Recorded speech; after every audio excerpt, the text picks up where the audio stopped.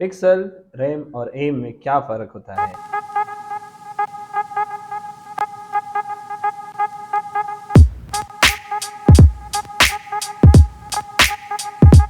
इसे डेमोन्स्ट्रेट करने के लिए हम लोग यहाँ पे ले रहे हैं एक पैरेंट का due which is called box और इसके अंदर एक चाइल्ड ड्यू ले रहा हूँ मैं as a inner box. CSS मैं इसे अलग से लगाऊँगा और जहाँ पे हम लोग हमारा सारा का सारा कोड करेंगे। लेकिन उसके पहले जानते हैं कि ये एक्चुअली ईएम कैलकुलेट कैसे होता है। तो इसका एकदम सिंपल फॉर्मूला है font divide by base font equal to em या फिर रेम।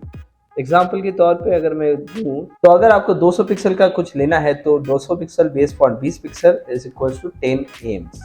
तो ये बेस फॉन्ट एक्चुअली होता क्या है? Base font is nothing but आपके पेरेंट का फॉन्ट होता है। तो ये हमारे पास पहले जो बेस फॉन्ट हम लोग लेंगे वो रूट में लेंगे या कि हमारे पूरे एक HTML डॉक्यूमेंट। तो यहाँ पे बॉक्स को कुछ बेसिक कलर और विड्थ और हाइट मैंने यहाँ पे दिया है। सो 10 एम्स और रेम। अगर इनर बॉक्स की बात करें तो मैंने उसको ईएम दिया है और पैरेंट बॉक्स को रेम दिया है। तो पहले तो मैंने इनर चाइल्ड को भी 10 ईएम दिया था लेकिन वो एक्चुअली डिफरेंशिएट कुछ दिख नहीं रहा था तो उसे चेंज करके 5 ईएम कर दिया। जब हम कंप्यूटर में इंस्पेक्ट करके चेक करते हैं तो जो भी साइज दिखता है वो पिक्सल में दिखता है।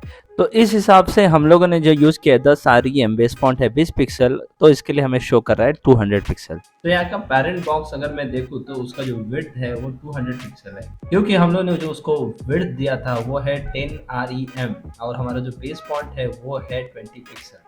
और ऐसे ही सेम अगर हम लोग इनर डिव को देखें तो उसका विड्थ और हाइट हो जाता है 100 पिक्सल। तो अभी इन दोनों में एक्चुअली डिफरेंस क्या है, ईएम में क्या डिफरेंस है और आरईएम में क्या डिफरेंस है? इसमें एकदम बेसिक छोटा सा डिफरेंस है, वो ये कि आपका जो आरईएम होता है वो हमेशा आपके रूट फॉन्ट पे काम करता है। यानी कि आपका जो रूट है अगर 20 पिक्सल है तो वो जो कैलकुलेशन है वो 20 पिक्सल के हिसाब से होगा।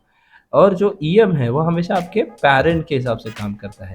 अगर यहाँ पे इन केस मैं दे दूँ फॉन्ट साइज़ 10 पिक्सल, जो आपका बॉक्स का फॉन्ट साइज़ है, अगर मैं यहाँ पे मेंशन कर दूँ 10 पिक्सल, तो जो इनर बॉक्स का ईएम है वो उस हिसाब से कैलकुलेट होगा और वो बॉक्स जो है वो अभी दिखेगा आपको 50 बाय 50 पिक्सल का, क्योंकि हमारा जो बेस फॉन्ट है वो यहाँ पे चेंज हो गया है। इसका जो यूज़ है वो रिस्पॉन्सिव में बहुत है। सपोज़ करिए मैंने यहाँ पे रिस्पॉन्सिव में मीडिया की स्क्रीन अगर 768 है और मैंने बेस फॉन्ट जो है वही अगर 10 पिक्सल कर दिया तो हमारा जितना भी सारी विड्थ है वो सारे प्रोपोर्शनेट चेंज होंगे।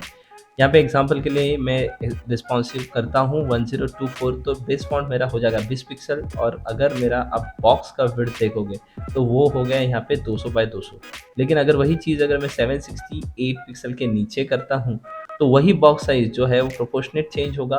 लाइक मेन बॉक्स साइज़ जो होगा वो 100 बाय 100 पिक्सल का होगा और इनर जो बॉक्स साइज़ होगा वो 50 बाय 50 पिक्सल का होगा। तो ये सारा फ़र्क है पिक्सल, रैम और एम में। तो ये बहुत ही यूज़फुल है रिस्पॉन्सिव में।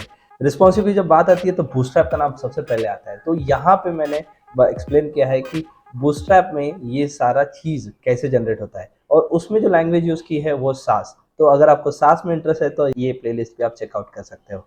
मैं मिलता हूँ आपको अगले वीडियो में, तब तक के लिए bye bye, have a good day.